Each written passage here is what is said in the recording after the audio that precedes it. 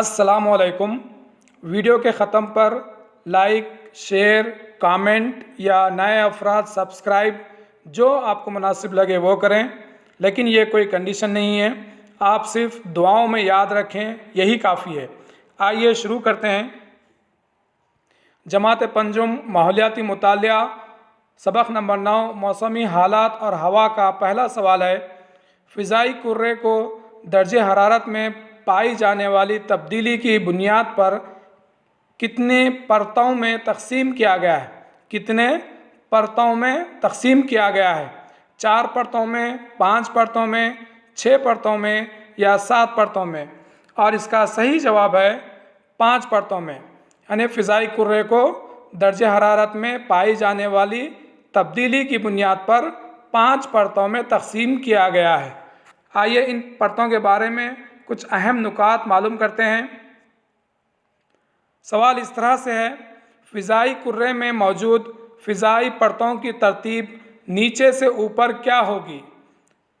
پہلا ہے میوسفیئر، دوسرا ہے اسٹریٹوسفیئر، تیسرا ہے ایکسوسفیئر، چوتھا ہے ٹروپوسفیئر، پانچواں ہے تھرموسفیئر۔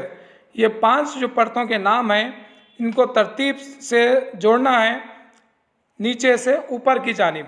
اس کو یاد رکھنے کا ایک آسان سا طریقہ ہو سکتا ہے، آپ کے پاس بھی کچھ الگ طریقہ ہو سکتا ہے۔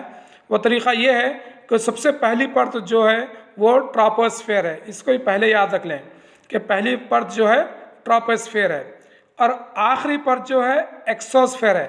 ایگزٹ یعنی باہر، خارج، تو لاسٹ جو ایگزٹ کا جو آپشن ہے اس سے آتا ہے ایگزوسفیئر۔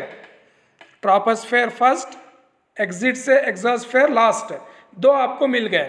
اس کے بعد 5 میں جو درمیان ہے مڈل ایم سے آتا ہے، اس لیے یہ ہوگا میوسفیئر۔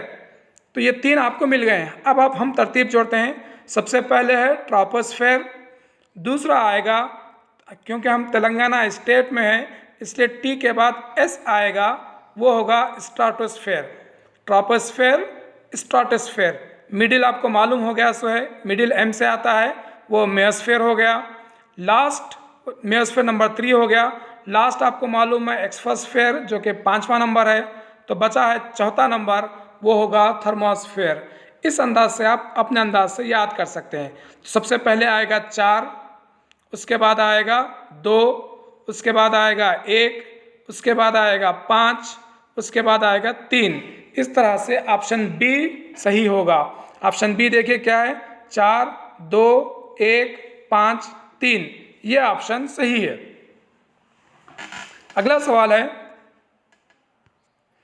سوال ہے زمین کی سطح پر پائی جانے والی پرت کیا کہلاتی ہے؟ ہم نے ابھی پڑھا کہ پہلی پرت جو ہے وہ ٹروپوسفیئر ہے، اس لیے صحیح جواب جو ہوگا ٹروپوسفیئر۔ زمین کی سطح پر پائی جانے والی پرت ٹروپوسفیئر کہلاتی ہے۔ اگلا سوال ہے ہوا مسلسل ایک جگہ سے دوسری جگہ حرکت کرنے کی وجہ کیا ہے؟ زمین کی قوت کشش ہے، یا مداری گردش ہے، یا محوری گردش ہے، یا مندرجہ بالا تمام؟ ان 4 آپشن میں سے وہ کون سا آپشن ہے جس کی وجہ سے ہوا مسلسل ایک جگہ سے دوسری جگہ حرکت کرتی ہے؟ اور اس کا صحیح جواب ہے مندرجہ بالا تمام، یعنی زمین کی قوت کشش، مداری گردش اور محوری گردش کی وجہ سے ہوا مسلسل ایک جگہ سے دوسری جگہ حرکت کرتے رہتی ہے۔ اگلا سوال ہے ہوا میں گیس کی زیادہ سے کم موجودگی کی بنیاد پر ترتیب دیجیے، یعنی جو گیس زیادہ ہے ہوا میں اس کو پہلے، پھر اس کے بعد ترتیب سے کم کی طرف آپ کو جانا ہے۔ آپ جانتے ہیں کہ ہوا میں زیادہ نائٹروجن ہوتی ہے، اس لیے پہلا آپشن نائٹروجن ہم لے لیں گے۔ نائٹروجن یہاں پر اے آپشن میں بھی ہے اور بی آپشن میں بھی ہے، سی اور ڈی غلط ہو گیا، بچتا ہے اے اور بی۔ نائٹروجن کے بعد زیادہ گیس آکسیجن کی ہے، تو ہم بی آپشن آکسیجن لے لیں گے اور اے آپشن کو بھی ختم کر دیں گے، بچتا ہے be, nitrogen, oxygen, carbon dye oxide. یہ ترتیب صحیح ہے 3 گیسوں کے اندر۔ اور دوسری اگر گیسیں اگر آپ کو دیا جاتا ہے تو آپ کو وہ گیسوں کا تناسب جو ہوا میں ہے جو فیصد ہے وہ آپ کو یاد کرنا پڑے گا، لیکن جماعت پنجم کی درسی کتاب میں صرف یہ 3 گیسوں کا ذکر ہے، نائٹروجن، آکسیجن اور کاربن ڈائی آکسائڈ۔ یہ ترتیب آپ ذہن میں رکھ لیجئے۔ صحیح جواب ہے آپشن بی، نائٹروجن، آکسیجن اور کاربن ڈائی آکسائڈ۔ اگلا سوال ہے ٹراپوسفیر سے متعلق یہ بیان صحیح ہے۔ صحیح بیان کو آپ کو تلاش کرنا ہے۔ آپشن اے، ہم ٹراپوسفیر میں رہتے ہیں اور ہوا کو سانس کے ذریعے لیتے ہیں۔ آپشن بی، آب و ہوا کی تمام تبدیلیاں ٹراپوسفیر میں ہوتی ہیں۔ آپشن سی، ٹراپوسفیر سے اوپر درجہ حرارت میں کمی واقع ہوتی رہتی ہے۔ آپشن ڈی، مندرجہ بالا تمام۔ اور اس کا صحیح جواب ہے مندرجہ بالا تمام، یعنی ہم ٹراپوسفیر میں رہتے ہیں اور ہوا کو سانس کے ذریعے سے لیتے ہیں۔ بالکل صحیح ہے۔ آب و ہوا کی تمام تبدیلیاں ٹراپوسفیر میں ہوتے ہیں، یہ بھی صحیح ہے۔ اور ٹراپوسفیر سے اوپر کی جانب جب آپ جاتے رہیں گے تو درجہ حرارت میں کمی واقع ہوتے رہتی ہے، یہ بھی صحیح ہے۔ تو ہمارا آپشن ڈی صحیح ہوگا۔ اگلا سوال ہے زمین کے اطراف ہوا کے غلاف کو کیا کہتے ہیں؟ فضائی کرہ کہتے ہیں، آبی کرہ کہتے ہیں، صحرائی کرہ کہتے ہیں یا مندرجہ بالا تمام؟ زمین کے اطراف ہوا کے غلاف کو کیا کہتے ہیں؟ اور اس کا صحیح جواب ہوگا فضائی کرہ یا کرۂ ہوائی، جو بھی آپ کہہ لیں، یہ زمین کے اطراف ہوا کے غلاف کو کہا جاتا ہے، فضائی کرہ یا کرۂ ہوائی۔ اگلا سوال ہے زمین کی مداری گردش کی وجہ سے ہونے والی تبدیلی، یعنی زمین جو گردش کرتی ہے مداری گردش، اس کی وجہ سے کیا تبدیلی ہوتی ہے؟ سورج گرہن ہوتے ہیں، آلودگی بڑھتی ہے، موسم بنتے ہیں یا مندرجہ بالا تمام، تینوں بھی ہوتے ہیں۔ اور اس کا صحیح جواب ہے موسم بنتے ہیں۔ زمین کی مداری گردش کی وجہ سے موسم بنتے ہیں اور یہ گردش جو ہوتی ہے بیضوی شکل میں ہوتی ہے، بیضوی شکل میں۔ اگلا سوال ہے ہوا کی توانائی کو استعمال کر کے پہیوں کو گھما کر بجلی تیار کی جاتی ہے۔ کون سی بجلی تیار کی جاتی ہے؟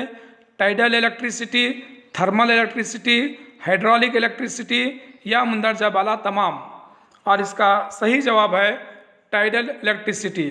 ہوا کی توانائی کو استعمال کر کے پہیوں کو گھما کر جو بجلی تیار کی جاتی ہے وہ ٹائیڈل الیکٹریسٹی ہے۔